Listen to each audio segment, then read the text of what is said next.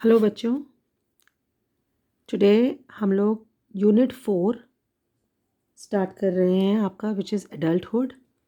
Unit 4 means वयस्कावस्था और इसके अंडर आपका लेसन नंबर 15 आता है जिसका नाम है हेल्थ एंड वेलनेस, यानी कि स्वास्थ्य और स्वास्थ्य कल्याण।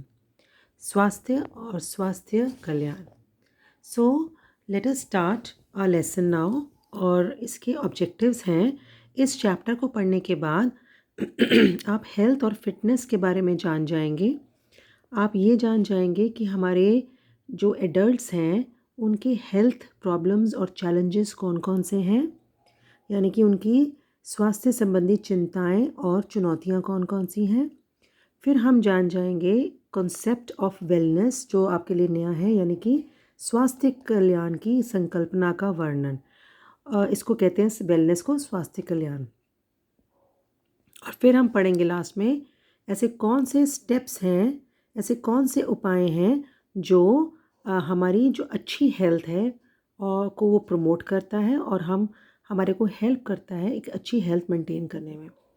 Late us start our lesson with health scenario in India, मतलब कि भारत में स्वास्थ्य का क्या परिदृश्य है। देखो, एक छोटा सा हम वर्ल्ड हेल्थ ऑर्गेनाइजेशन का जो 2008 का रिपोर्ट था, वर्ल्ड हेल्थ ऑर्गेनाइजेशन यानी कि विश्व स्वास्थ्य संगठन, उसने 2008 में एक रिपोर्ट दी जिसके हिसाब से हमारे इंडिया की टोटल पॉपुलेशन इतनी थी। लाइफ एक्सपेक्टेंसी यानी कि जन्म के समय जीवन प्रत्याशा। लाइफ एक्सपेक्टेंसी का मतलब होता है कि कितना साल एक एवरेज इंडियन जिएगा। उन्होंने वो उम्र निकाली कि 60-62 तक मेल्स जीते हैं और 64 ईयर्स तक फीमेल्स। लाइफ एक्सपेक्टेंसी का मतलब होता है जब पैदा होने के बाद एक एवरेज एज निकालते हैं कि अंदाज़न इतने साल तक इंडिया के लोग ज़िंदा रहते हैं। हेल्दी लाइफ एक्सपेक्टेंसी का मतलब हुआ 53 तक मेल्स बिल्कुल हेल्दी जी सकते हैं, 54 की एज तक फीमेल्स। उन्होंने एक रिपोर्ट में ये भी बताया कि 5 वर्ष से कम आयु में मृत्यु की संभावना 1000 के प्रति कितनी है, 76, यानी कि प्रोबेबिलिटी ऑफ डाइंग अंडर 5 पर 1000 लाइव बर्थ इज 76। और उन्होंने ये भी बताया 15 से 60 साल के बीच में मरने की मरने का संभावना 1000 के पीछे 276 फॉर मेल्स पुरुष के लिए और 203 फीमेल्स के लिए। ठीक है, तो ये जो रिपोर्ट आई, दीज इतने स्टार्टलिंग फैक्ट्स थे, इतने ज़्यादा चौंका देने वाले तथ्य हैं ये कि इसके हिसाब से 2025 तक हर इंडियन में 5 इंडियंस में से एक इंडियन जो है वो डायबिटिक होगा, मतलब उसको शुगर की प्रॉब्लम होगी। और ये जो रिपोर्ट इन्होंने दी है, इससे ये हमें सचेत हो जाना चाहिए कि अपनी हेल्थ और फिटनेस के बारे में ध्यान रखें। डायबिटीज़ के साथ साथ हार्ट डिजीज़ भी बढ़ गया है, हृदय रोग बढ़ गया है, उसके साथ हेपेटाइटिस, ऑस्टियोपोरोसिस मतलब कि आपकी हड्डियों के जो रोग होता है, एड्स एक्सेट्रा, ये सब भी बहुत ज़्यादा पब्लिक हेल्थ प्रॉब्लम्स बन गए हैं और हमें कुछ ना कुछ इस स्टेज में इनके लिए ज़रूर करना पड़ेगा। अब वो कह रहे हैं कि अब ये पहचाना जा चुका है, ये ध्यान देना आवश्यक है कि इनमें से कोई भी रोग अगर आप देखें तो जो पहले ज़्यादा लोगों को प्रॉब्लम्स होती थी वो इन्फेक्शियस और संक्रामक और कम्युनिकेबल डिजीज़ यानी कि संक्रामक और संचारी रोगों से होने पर डेथ्स होती थी पहले।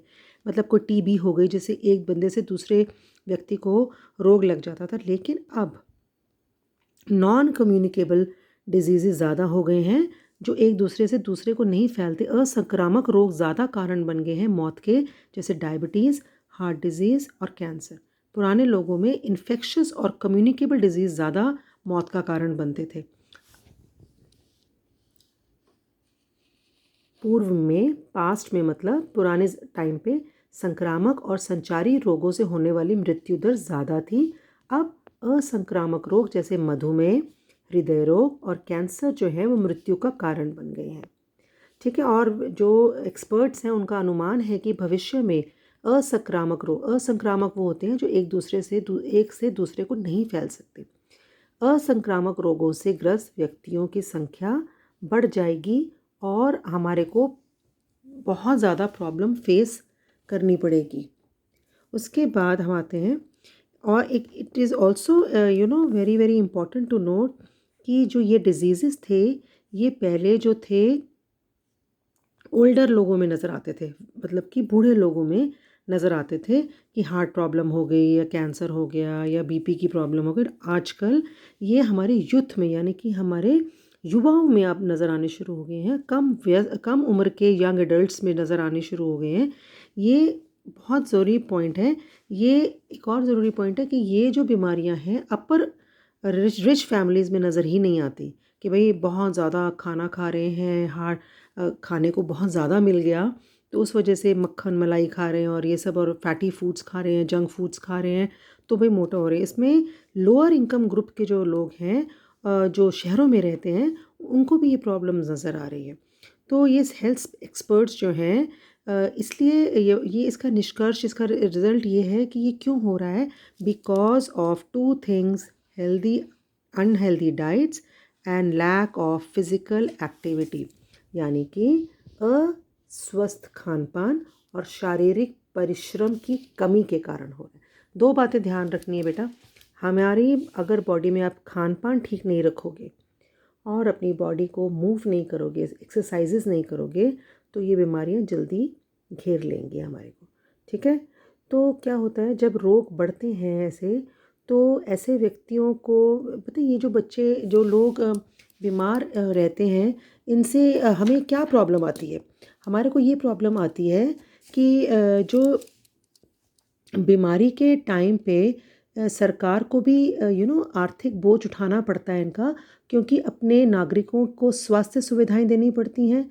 तो गवर्नमेंट के लिए भी बड़ा मुश्किल है इस तरह के लोगों को की टेक केयर करना। तो जब आप देश का नागरिक कोई बीमार होगा तो वो जाएगा, हॉस्पिटल जाएगा, तो डॉक्टर जो हमारे जो गवर्नमेंट है उसको खर्चा उठाना पड़ता है, उसको देखना पड़ता है, उसके उनको और जो जो व्यक्ति खुद है, वो बीमारियों के कारण जो पीड़ित व्यक्ति खुद है, उसकी जीवन की गुणवत्ता कितनी ख़राब होती है, उसकी लाइफ कितनी ख़राब होती है, ना वो कोई काम कर पाता है, अपने घर में भी नहीं कर पाता।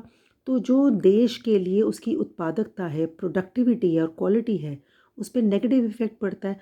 जब आप बीमार रहेंगे तो आप अपने देश के लिए काम नहीं कर पाएंगे, तो राष्ट्र की जो इकोनॉमिक प्रोग्रेस है, आर्थिक प्रगति है, उसको वह प्रभावित करता है। ठीक है, अब हम आते हैं हेल्थ के ऊपर, हेल्दी पर्सन्स के ऊपर।